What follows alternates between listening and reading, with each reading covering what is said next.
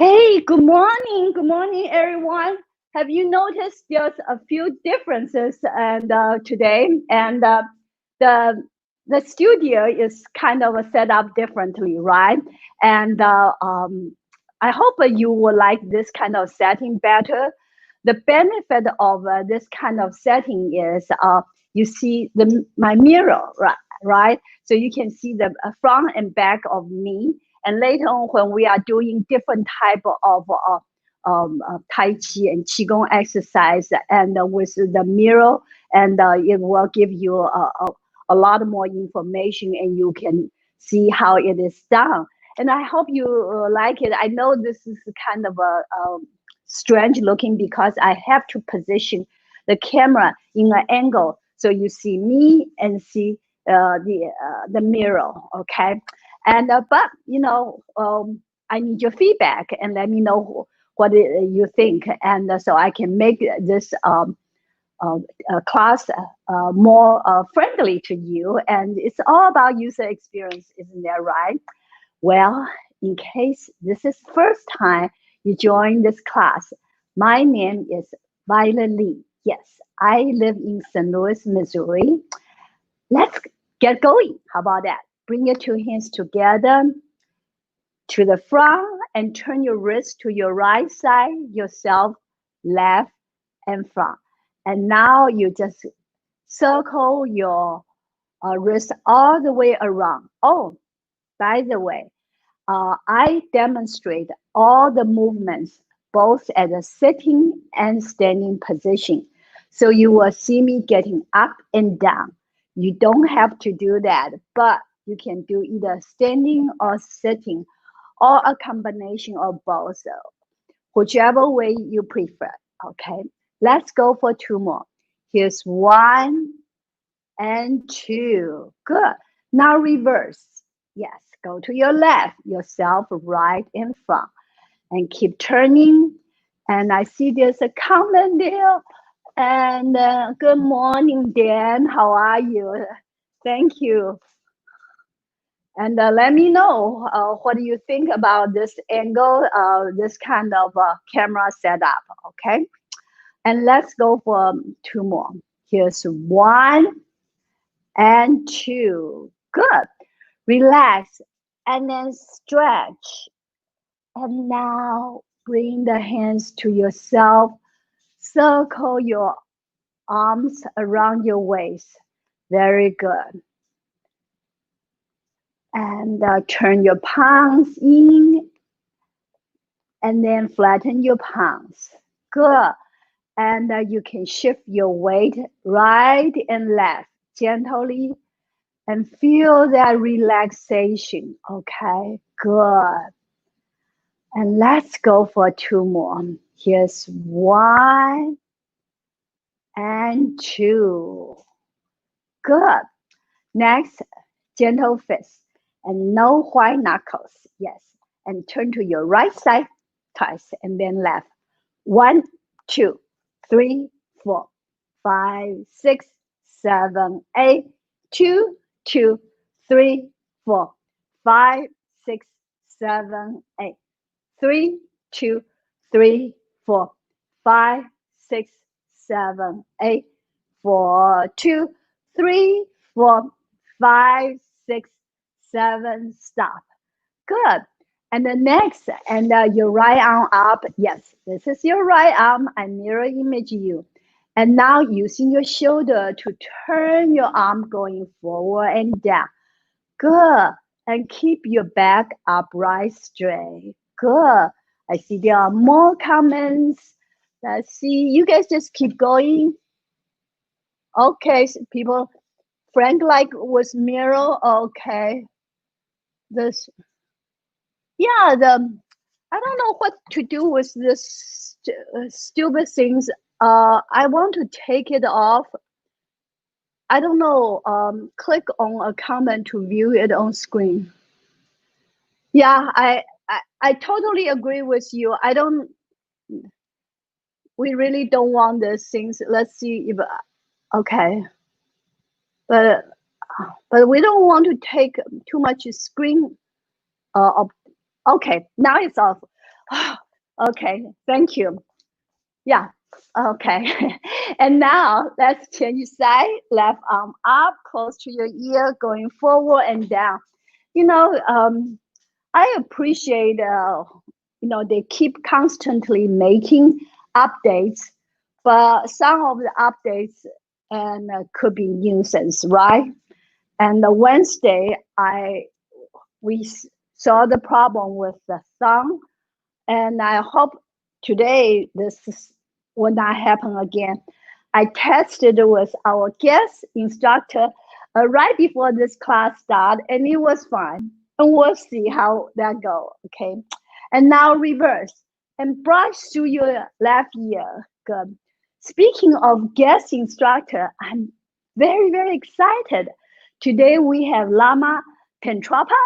Yes, Lama Tentrapa is going to be here, and many of you in the global Tai Chi and Qigong community probably very familiar with Lama, and he has been an activist promoting Tai Chi, Qigong, and other healing arts through very kind of media. And for example, he has done a long time a radio show and the the Qigong of Masters, and he has done magazines, online magazine, beautiful magazine.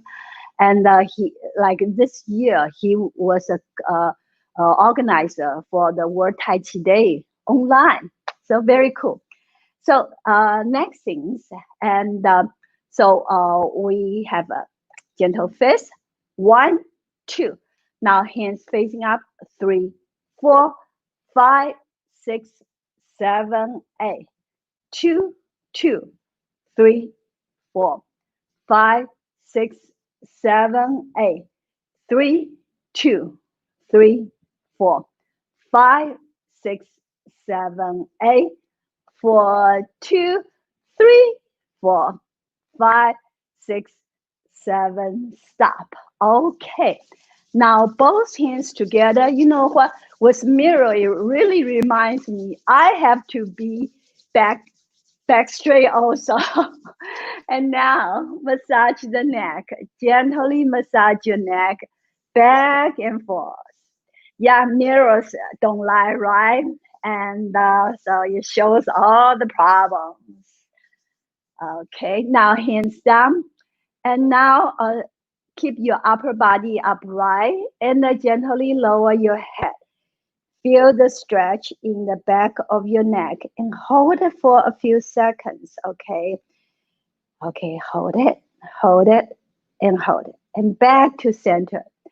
Now tilt your head to your right shoulder without lifting your left shoulder up. And back to center. Now tilt to your left and up. Now look at the ceiling. Okay. Back to center. Look over your right shoulder. Back to center. Left shoulder. Back to center. Next, we're going to circle the neck. If for any reason you don't like it, you don't have to do it. Neck down, circle to your right, back, left, and down. Make sure your shoulders do not move. That's right. You want to isolate just your neck. Okay. Can you hear the noise like I do? I hear the noise. Okay, in my neck. And last time, right, back, left, and down. Now reverse. Left, back, right, and down. Keep going.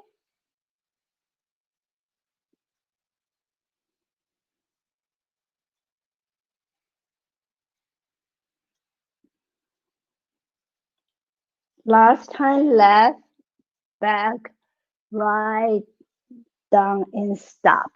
Good. Hands together. Good. And keep back upright. And now massage your kidneys using your hands. Yes. And then if it's difficult, use the back of your hands, okay, like this.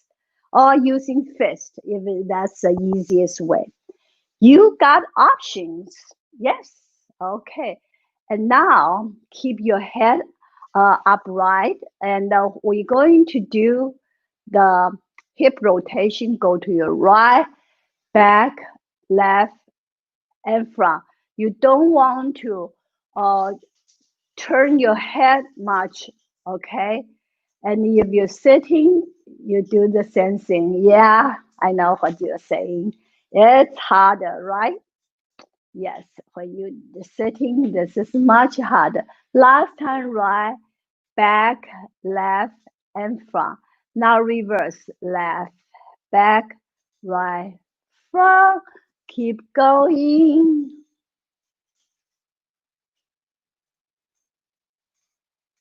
Okay.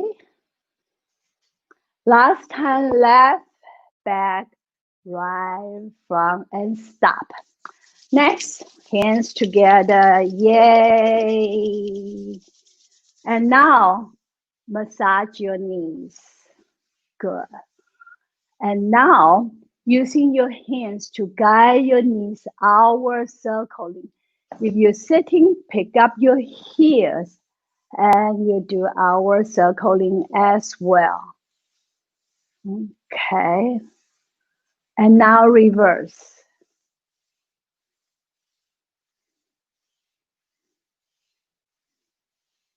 Very good. Keep going.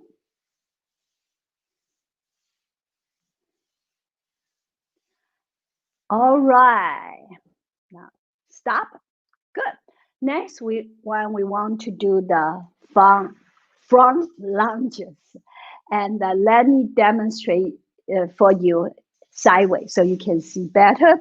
Okay, both feet planted on the ground. Okay, and then your right knee should either be over or behind your right ankle, and you do downward pausing and keep your back straight. You can use your hands to push your hip square and facing the front.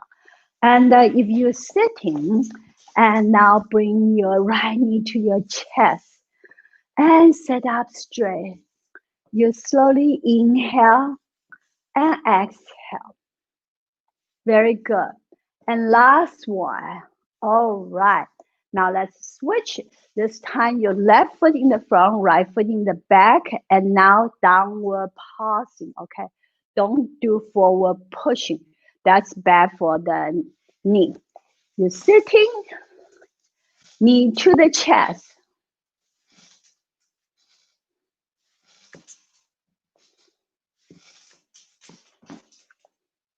Okay. Next, we're going to do side lunges. I'm trying to get this baby out of the way. Okay, open your legs as wide as you can handle and shift your body weight to right side. Make sure you don't turn like this, okay? Because if you turn, then you stretch a different set of muscle. It's kind of like what we did before. And so we don't want to do that. So we want to be sideways and you do your pausing. You're sitting, pick up your right foot and gently pressing your right knee down. Again, sit up straight. All right. Good posture is really the key to good health. And next one, legs open to your right side. I mean your left side. Sorry. And now pick up your left knee and gently pressing down your left knee with your left hand. Okay. And now kick and shake. And you can, if you're standing, you can walk around. Yeah. Taiji disco. Okay. Good. So next, we're going to do the 8 sections of brocade, 八段锦. And again, I mirror image you, your right side, your left side, okay? And now, and just open your left leg to the side about hip width apart. And then if you're sitting, the same thing, open your legs about hip width apart, round the hands in front of your lower ab with palms facing your lower ab. With your knees softly bent, keep your back upright straight. This is bad. This is good. Feel like you're sitting on a high stool. Okay, good. And now inhale slowly. Exhale. In and out.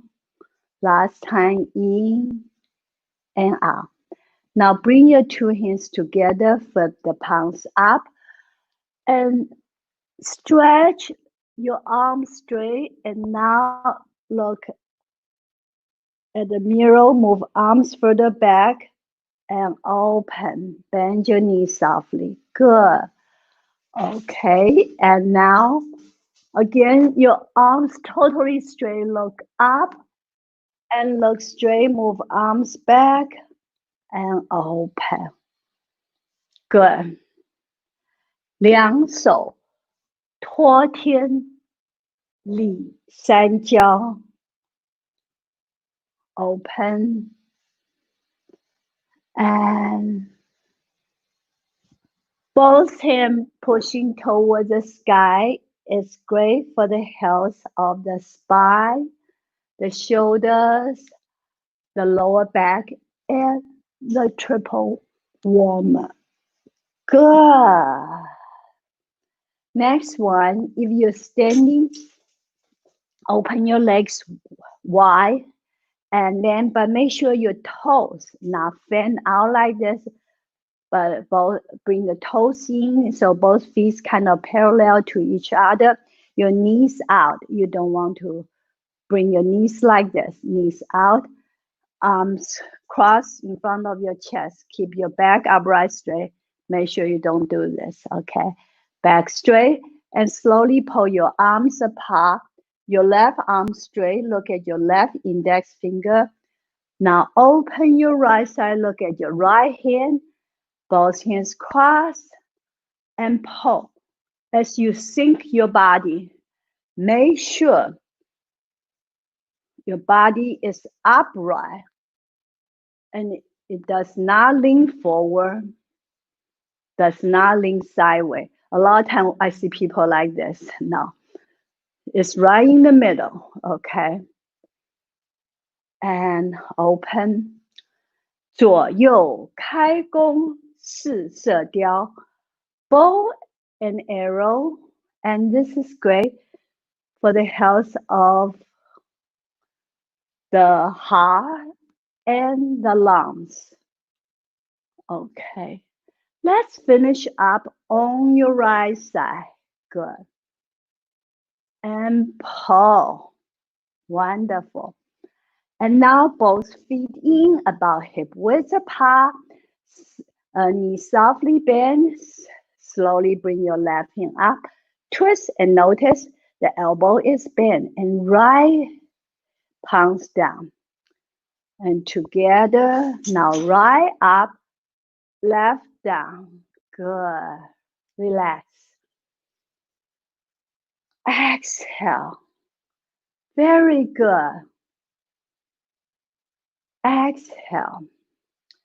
调理脾胃虚单举 If you want to improve the health of your stomach and spleen, raise your arm one at a time. Of course, you know that it is not just raise your arm. And we want to flip the palms and feel the stretch at the root of your palm, 掌根, or your wrist, inside wrist. And then, okay, let's finish up with one more set. Good. Okay. Now both hands facing down. Open your arms, flip the palms out, feel the stretch in your chest, and now turn your head to left. Turn your head only. Do not turn your body. Now look at right. Good. And left. Good. Right. 五劳七伤往后瞧. Turn your head like a wise owl. Yeah, that means your body doesn't turn. And it's great for the health of liver, the digestive tract, and also help to get rid of fatigue. Very good. And the next one, and if you're standing, open your legs wide and both hands on your thigh. And normally I place the thumb in the back and the four fingers in the front. And if you're sitting and may bring out your feet 45-degree angle. Don't bring out this wide, okay? It's uncomfortable and also not good. And you don't want to be so close either. 45-degree angle. And place your hands on your knees. And everybody keep your back upright straight. And now lower your head to your right knee and swing to your left. And keep swinging and look up at ceiling. Back to center and relax. And now from left to right, keep your back as flat as you can. If you're standing, okay, and then one thing you can do after you're circling, your body sometimes come up a little bit, you sink. And then you come up and from left to right, circle. 摇头摆尾去心火 circling your head and tail. This is great to get rid of inflammation in your body. Okay. Make sure when you circle in your head like this, don't bring your left knee in, okay? Keep your knees pretty much as the same place. Okay, let's do one more set. From right to left, don't pull your right knee in, okay? And now from left to right, okay. Good. Now bring your feet in and both hands up and bring them down. Flip the palms, hands to the back. Let me show you sideways. Keep your legs as straight as you can. And sometimes, it's a little bit difficult. You bend a little bit, not such a big deal, but try to lock your knees if you can. And now go down, round the hands behind the legs, touch the heels, the toes, move arms to the ears, coming up slowly. Okay. It's a bad idea. Talking and put your head down the same time. Yeah, it always makes me cough. Okay. Touch the heels, the toes, arms to the ears and up. So the key is you want to round the hands behind. Yes, behind the legs.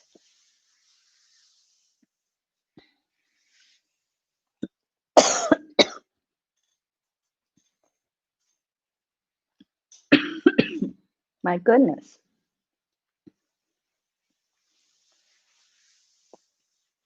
双手攀足固肾腰.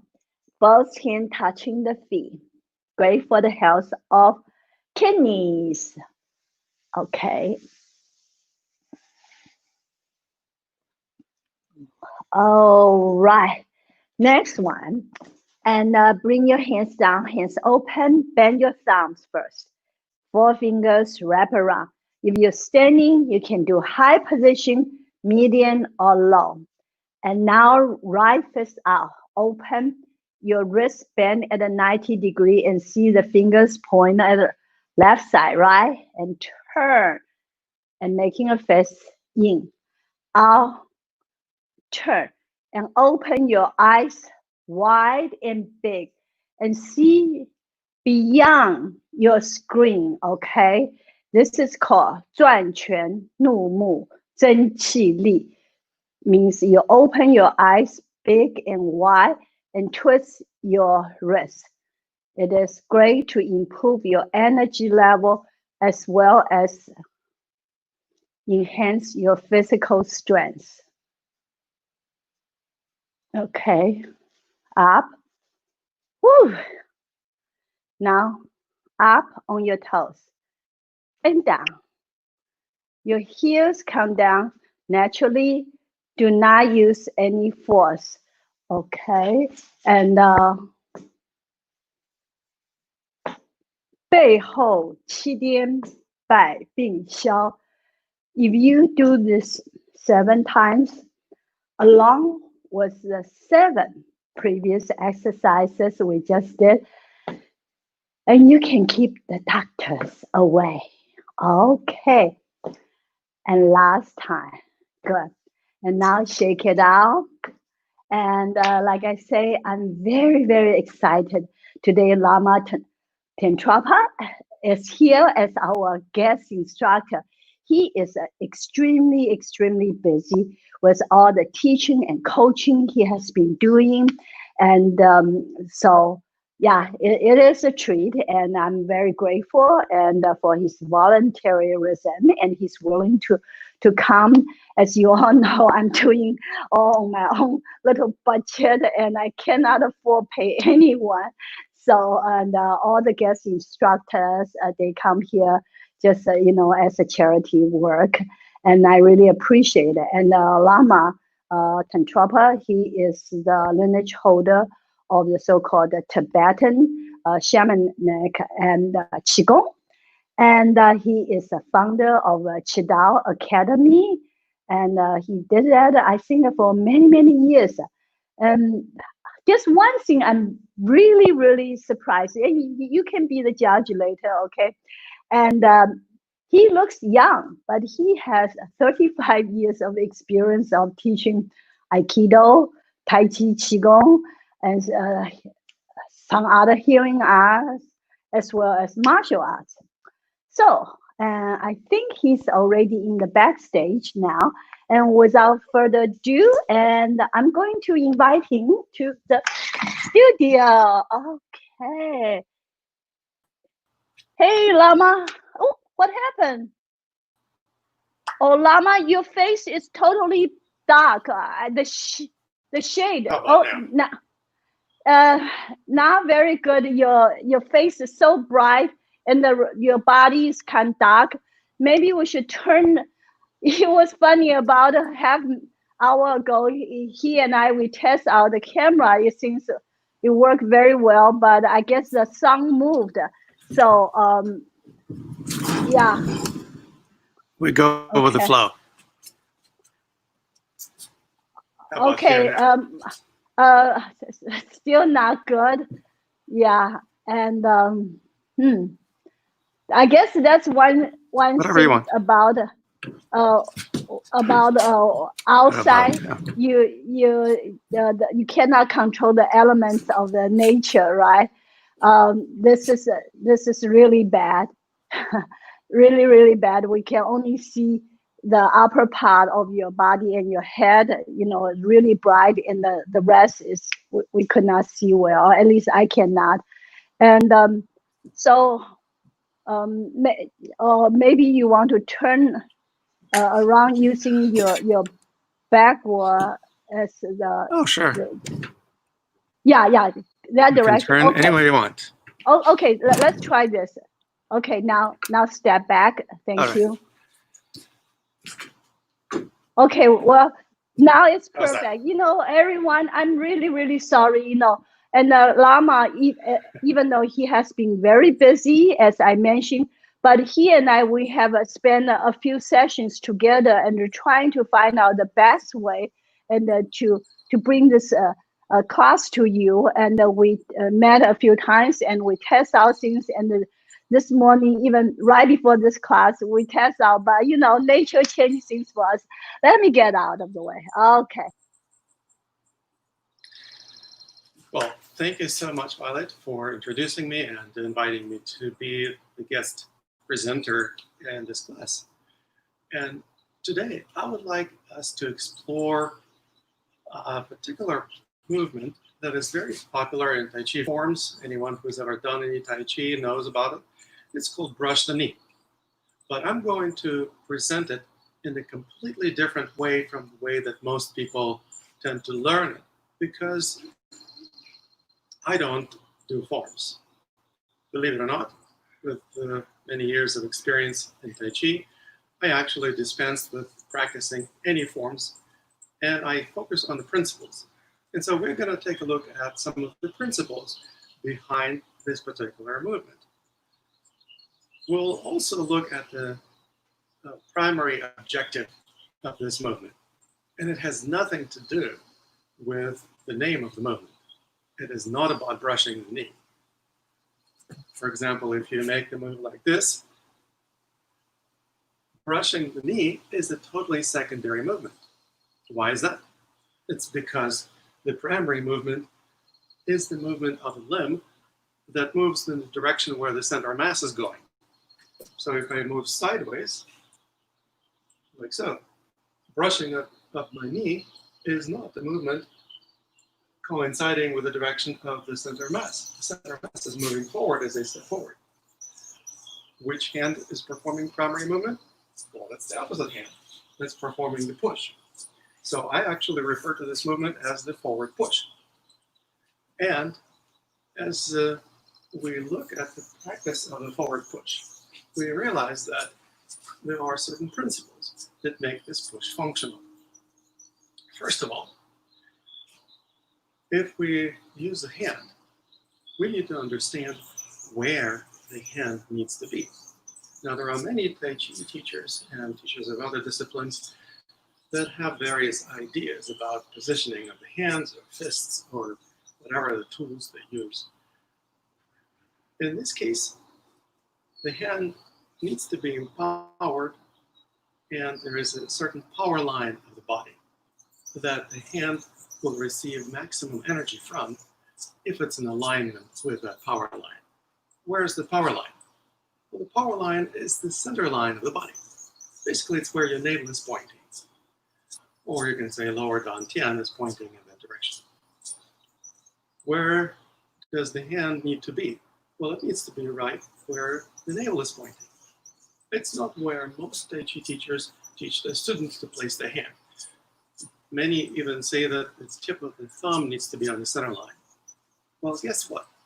If you try to push something with that hand, it actually will give you some resistance. And then your body will start twisting, just like this. If your hand is not on the center line, you actually will be bending because your structural integrity is compromised. If the hand is on the center line, you are completely together. And the hand is supporting it. So you can actually load the weight of your body on that hand. And that is another really important aspect of this movement.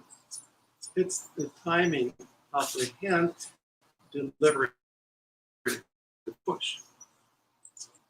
In Tai Chi, most people step and then push. And we are doing things differently here. So, what is the difference? The difference is in timing. If you step, your kinetic energy drains into the ground through your foot. So there is very little energy left for the push proper. And that's exactly why so many people resort to using force instead of power. Force means you contract the muscles of arms and shoulders and pecs to push the hand forward when your body is already more or less static because you already landed with the foot and then trying to push. Well, there is a Tai Chi maxim that suggests using whole body power. Well, how do you use whole body power? Well, this is the golden key that unlocks the whole body power. What is the golden key? It's the timing of the delivery of a push or strike. It actually needs to happen a split second before the foot lands. In this case, you can deliver impact into the target with the whole body still moving in that direction. And then the stepping foot lands on the ground, but that does not diminish the power of your movement. If your foot lands first and then you try to push, then the power is diminished because of all the kinetic energy has gone into the ground, and you resort to using relatively small amount of muscular force that you can put into this movement. Now, these are two very important principles. These are not the only principles that we want to observe when we perform this movement. For example, if you look at the images of taiji masters of the good old days, you can see the difference. Some of them do it like this, if I perform it in profile, and keep the body more or less upright. And be proud of the brightness of their body. Well, there's nothing to be proud about, because if you actually receive any resistance from the object that you're trying to push, the upright torso actually will start bending backwards because of the resistance. And so you literally are adding insult to injury. I mean, you can literally injure yourself by bending backwards like this if you run into resistance, or you will just have no power because your structural alignment is compromised. Now, what's the alternative? Well, the alternative is to actually use the principle of streamlining the spine. Streamlining with what? Well, streamlining with the back leg. So when I perform the forward push, notice how my spine is in alignment with the back leg. Now this is going to give me the power. Now, of course, if you go further, again, you will misalign your torso, your butt is sticking out, and you are going to push yourself away from your target. It's just like, imagine, for example, pushing a car if it gets stuck. If you need to push the car, you need to align the spine with the back leg. Otherwise, you will never be able to push anything because you will not have any power. And the same principles apply not only to the alignment of the torso, but the alignment of the cervical spine. Cervical spine, which are the 7 vertebrae of the neck, is a part of the whole spine. So if cervical spine is out of alignment, it means the whole spine is not quite in alignment. This means your head doesn't need to stick upright like this. It means the head actually needs to be in alignment with the rest of the spine. If the rest of the spine is in alignment with the back leg, that's exactly what happens to the head. This also allows me to look at my hand. Unlike what most people do when they practice forms, they look somewhere at the distance, like there's something important happening there. Well, there is nothing important happening there. Your attention needs to be right where you're trying to project energy. That's another principle of energy arts, Yi Dao, Qi Dao. Where attention goes, energy flows. If your attention is going elsewhere, your energy is going elsewhere. If you need energy in your hand, guess where your attention needs to be? It needs to be right there, in your hand. So that means that the hand needs to be on the center line, and your eye-hand coordination needs to be also in place so that your neck is also in alignment with the rest of the spine and the back leg. Now there is another thing that happens with the back leg, and that is that many people in martial arts, and especially in boxing, well, 99.9% people in boxing, maybe 100%, lift the back heel. And in many martial arts, people lift the back heel when they punch or push. It looks kind of like this. They literally lift the heel up in the air and they think they're doing something great. They sometimes even rotate the hip, sometimes they're doing some other moves with the leg that they think is going to help. Well, it actually doesn't help though, because the back heel is your root. If you lift the back heel up in the air, you uprooted yourself. You literally have no support from behind. Why do we need support from behind? Well, because if we run into any resistance in the front when we project energy forward, we need some kind of support from behind. Otherwise, we will just bounce away from our target or push ourselves away from it. And that's what happens to pretty much everyone who lifts the back heel up in the air. They also have tendency to throw their weight around, meaning they develop momentum, and so they think that even if they hit the target with the heel up in the air, that's okay because the momentum will carry the strike.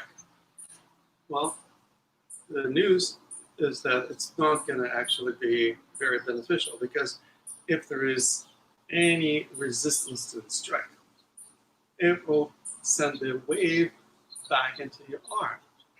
And that wave will go to the shoulder and go down into the hips. If there is no support from behind, the hips will actually start buckling. And so that's one of the reasons why people who lift the back heel fall through after punches. They literally over-rely on the momentum of the body.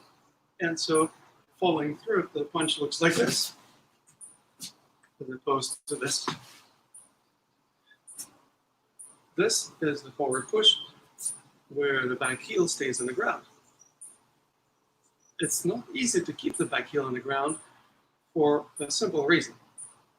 If you look at me in profile, you can see that I'm forming more or less the right angle with my leg coming down and the other leg going at an angle.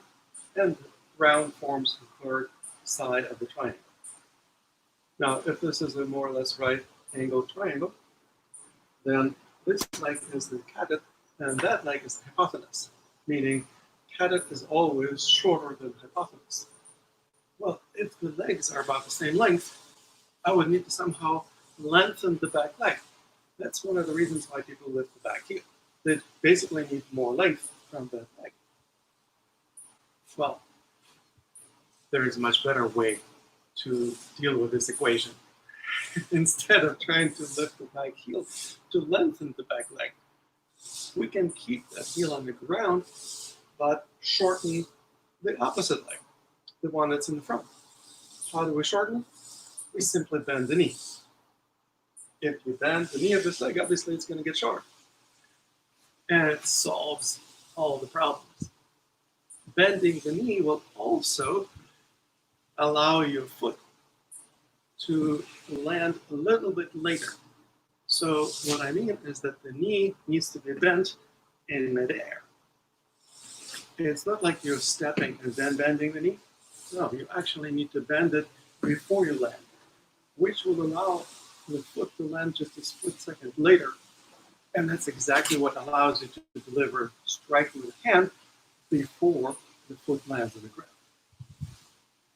Now, this is one of the simple ways to integrate some of the principles that I've been talking about. Bending of the front leg and keeping the back heel on the ground. Now, this is not the only thing that we do with the back heel. We also want to keep it on the baseline. What's the baseline?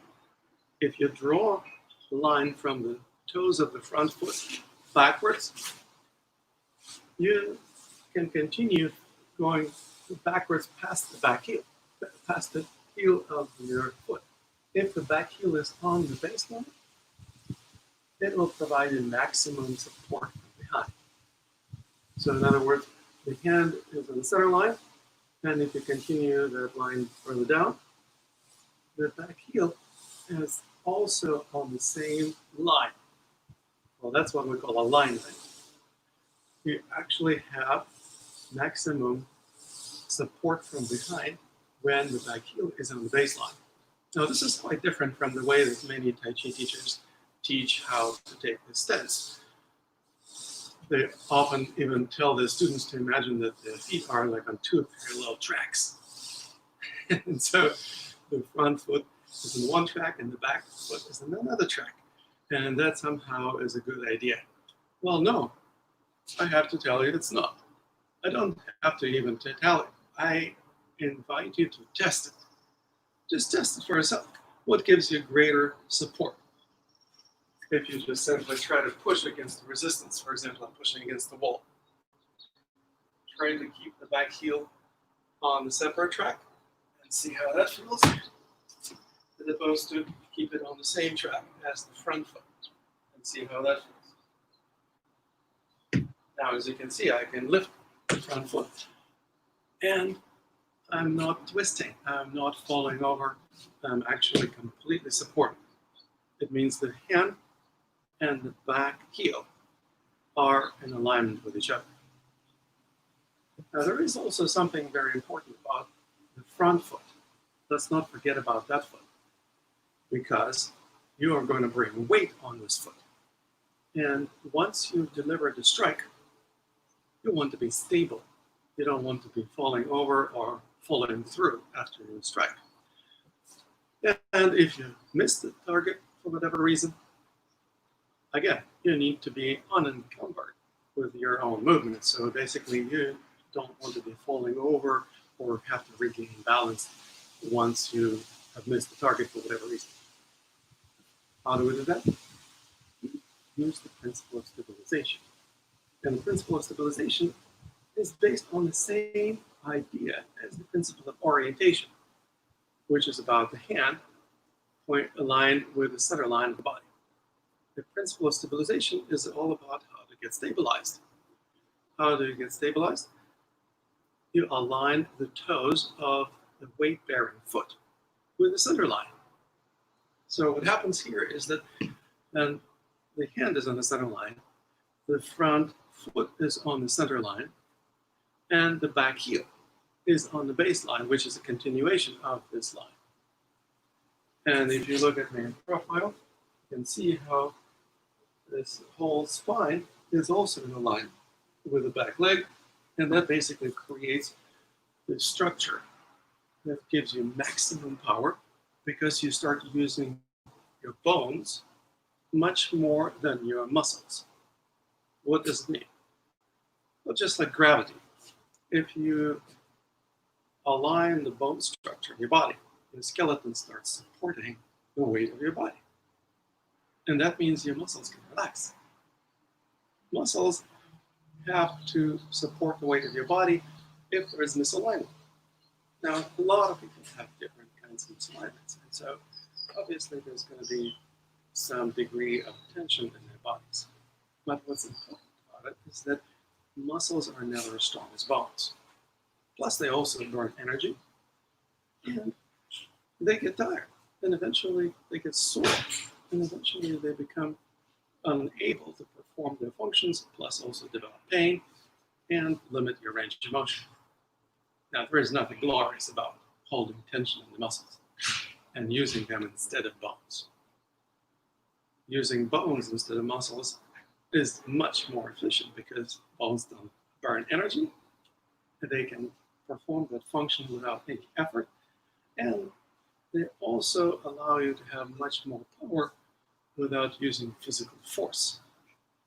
So what we do is we align the bone structure of your body in such a way that everything is working together. Now notice what I'm doing with the opposite hand, by the way. The opposite hand is performing a movement different from the name of the move.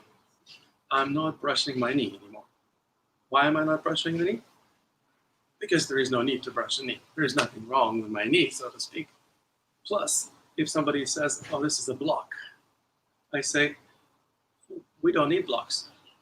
If somebody is punching you, don't block. Move out of harm's way, or redirect a movement, use their movement and their energy to defeat the opponent. Basically, we stop blocking. We don't need block. Now, what do we need? Well, we need perhaps to prepare the arm to perform another forward push. Where would the arm come from to perform a push? Well, pulling is the opposite of pushing. So in another class, I may introduce you to the technique called backward pull, which, by the way, is very similar to repulse the monkey move in Tai Chi, except it's done intelligently. And what happens when you do backward pull? You prepare for a forward push. Just like forward push is the preparation for backward pull. Basically, a forward push and backward pull are like a yin and yang aspects of movement. And that means you can actually embody the philosophical principles of yin and yang energies instead of just talking about them. That means you start walking the talk and you become a walking manifestation of this philosophy instead of just being a theoretical philosopher.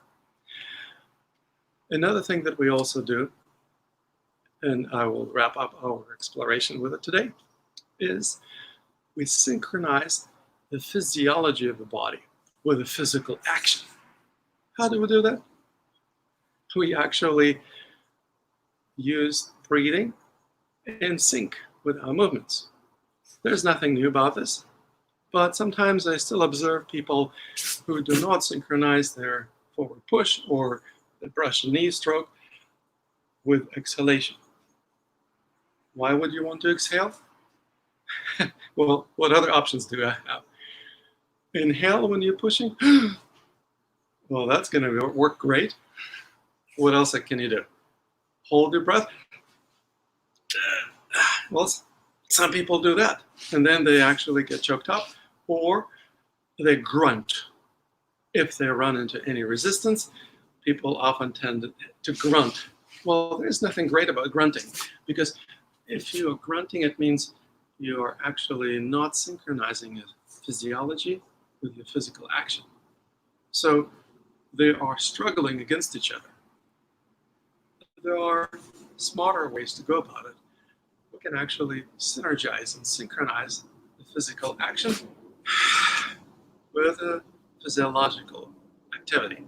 In this case, the exhalation at the same time as we project energy. And on this note, I would like to wrap up my presentation today.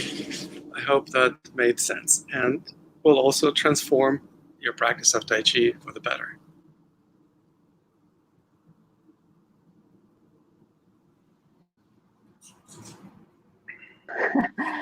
Well, Lama, well, thank you very much for coming today.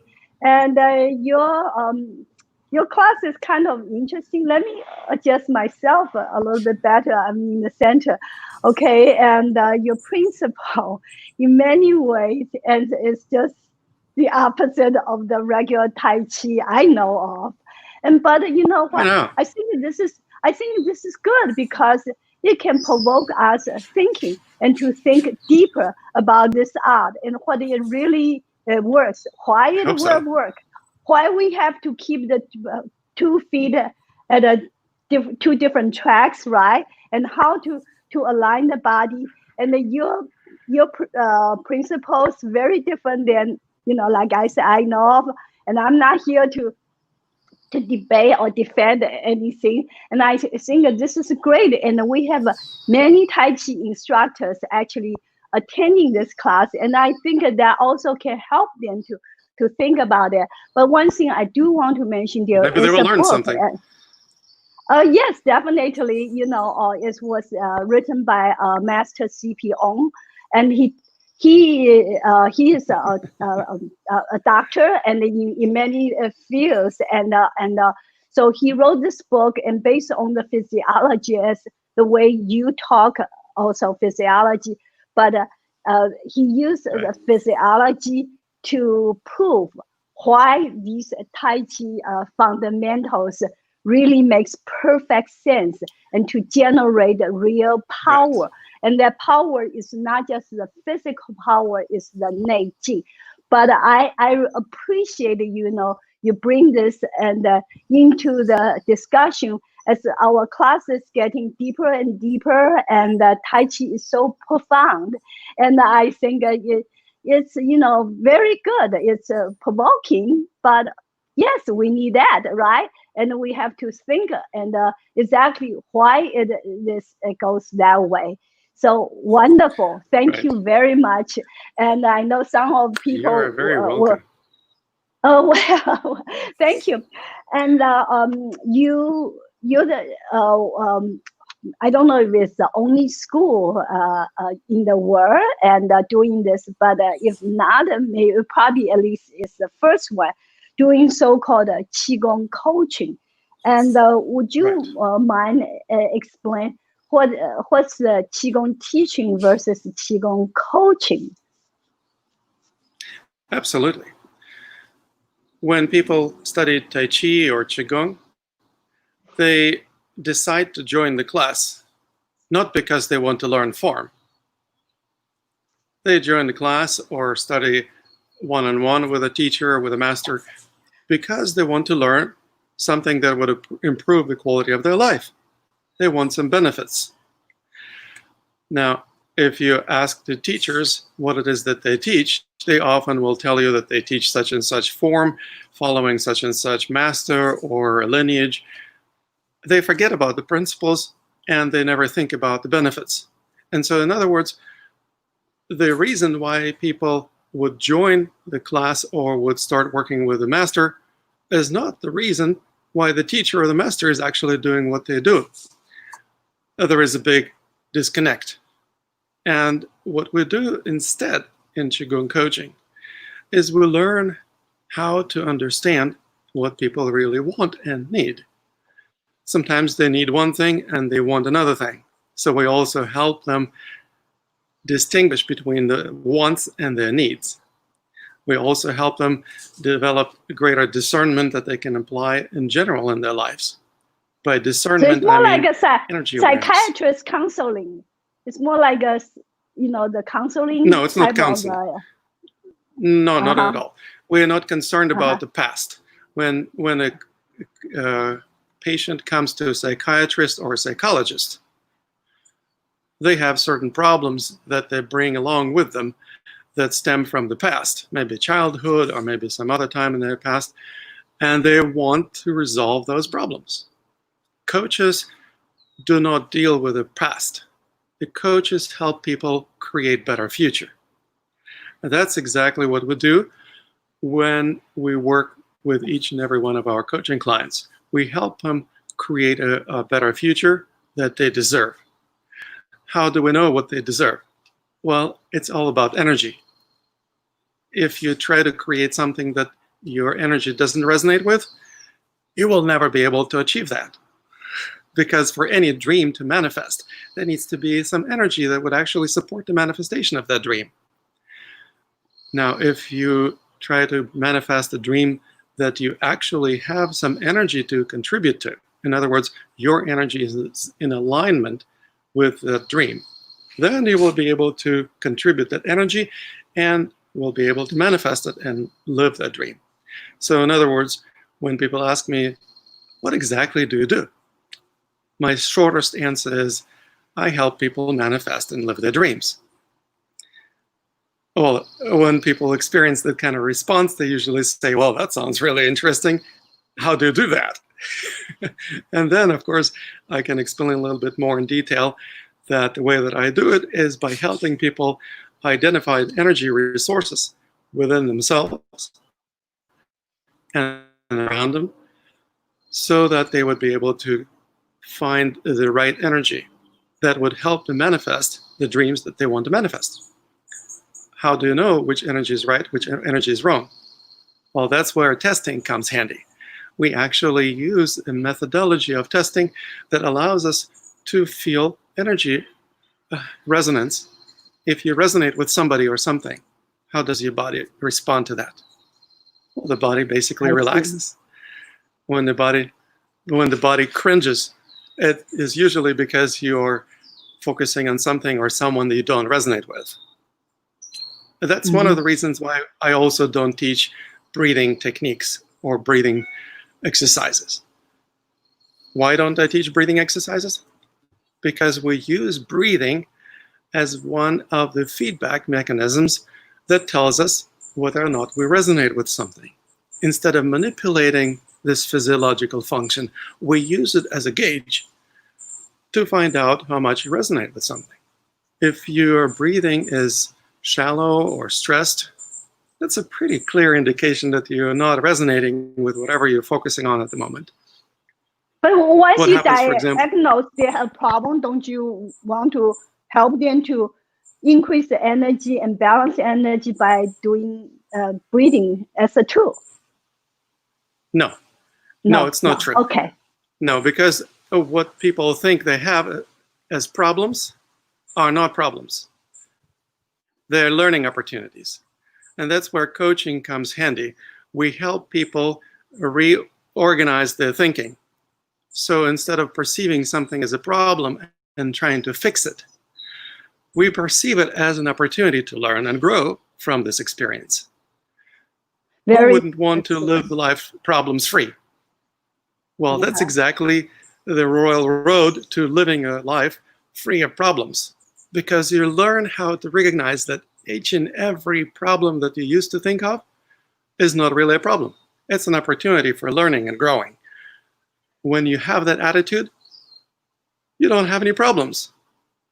Therefore, you don't need to fix things. And that's exactly where coaching is different from teaching. You don't teach people to fix them or to inform them. You know, the students who are receiving classes or taking classes, they're supposed to basically learn what the master does so that they can demonstrate the similar type of moves. And the closer the moves are to the moves of the teacher, the better the students are, and they pass on to the next level of training. In coaching, it's not that. We don't need to test the student. What we do is we test the principles. When we test the principles, the student feels like, well, they're not under pressure. There is not a lot of stress that has been put on them. Who needs more stress anyway? What we do is we test the principles so you don't have to take anything that I offer on faith. Instead, you experiment and find out for yourself what works and what doesn't work. And so then you will never have any questions about what works and what not, because you reinvented the wheel. You know, if you reinvent the wheel, you'll never forget how the wheel works. That's good. Well, it sounds very good, and Lama, and I really appreciate you coming. And but I have to stop because we are already 3 minutes over time. And another thing is my computer is telling me I only have 4% of power left. So, but maybe in case in the future you have time, you can come back, okay? And well, thank you all very much for joining us, and hope you all have a nice weekend. And we have a class on Sunday, okay? So visit us on Sunday. And Lama, thank you so much. Really appreciate it. Okay, bye. Thank you, Violet.